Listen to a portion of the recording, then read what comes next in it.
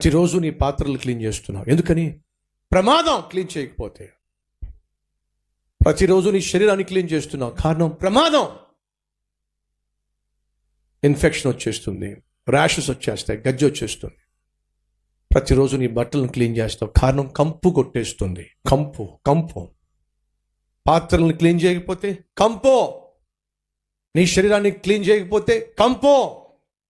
నీ శరీరాన్ని క్లీన్ చేయకపోతే అంత కంపు కొడితే, నీ వస్త్రాలు క్లీన్ చేయకపోతే అంత కంపు కొడితే, నీ నోరు క్లీన్ చేయకపోతే అంత కంపు కొడితే, మరి నీ హృదయాన్ని క్లీన్ చేసుకోకపోతే, అనగా నీ ఆలోచనలకి, నీ మాటలకు, నీ కోరికలకు, నీ ఉద్దేశాలకు, నీ ప్రవర్తనకు, నీ వ్యక్తిత్వానికి, సమస్తానికి ఆధారమైన ఈ హృదయం క్లీన్గా లేకపోతే ఆ మనిషి బ్రతుకు, ఆ మనిషి యొక్క ఆలోచన విధానం ఎంత దారుణంగా ఉంటుందో ఒకసారి ఆలోచించండి. కంపు. ఈరోజు మనలో చాలామంది జీవితాలు కంపు. నిర్గమకాండం 3 చోట్ల ఈ మాట రాయబడి ఉంది. నిర్గమకాండం 7వ అధ్యాయము 18వ వచనము. ఏటిలోని చేపలు చచ్చునో, ఏరు కంపు కొట్టునో. కంపు కొడుతుంది. 21వ వచనము. ఏటిలోని చేపలు చచ్చెనో, ఏరు కంపు కొట్టెనో. 8వ అధ్యాయం 14వ వచనము. జనులు వాటిని కుప్పలుగా వేసినప్పుడు భూమి కంపు కొట్టెనో. ఎస్, అవిధేయత మనిషిని కంపు కొట్టే మనిషిగా మార్చేస్తుంది. సిగరెట్ కాల్చేవాడు నోరు చూడండి, కంపు. కారణం తెలుసా? వారు జీవిస్తున్న జీవితం లాంటిది.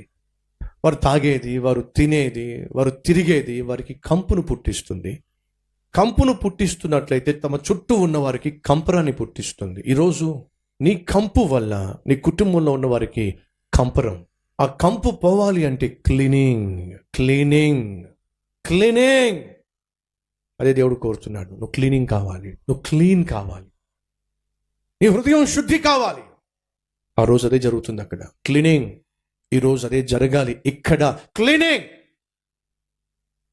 ఈ వాక్యం వింటున్న ప్రియ సహోదరి సహోదరుడా, ఈరోజు ప్రభుని అడుగుతావా? ప్రభా, నన్ను క్షమించు, నన్ను మన్నించు, నా హృదయాన్ని శుద్ధీకరించు. దేవుడు నీ హృదయాన్ని శుద్ధీకరించినప్పుడు, శుద్ధీకరించబడిన హృదయం ఏం చేస్తుందో తెలుసా? క్లీనింగ్. అపవిత్రమైనటువంటి వాటన్నిటినీ కూడా నీ ఇంటి నుండి, నీ గదిలో నుండి దూరం కావాలి. వాడు మోషే చేసిన ప్రార్థనను బట్టి కప్పలన్నీ చచ్చిపోయినాయి. కానీ ఆ తర్వాత ఏం జరిగిందో తెలుసా? క్లీనింగ్.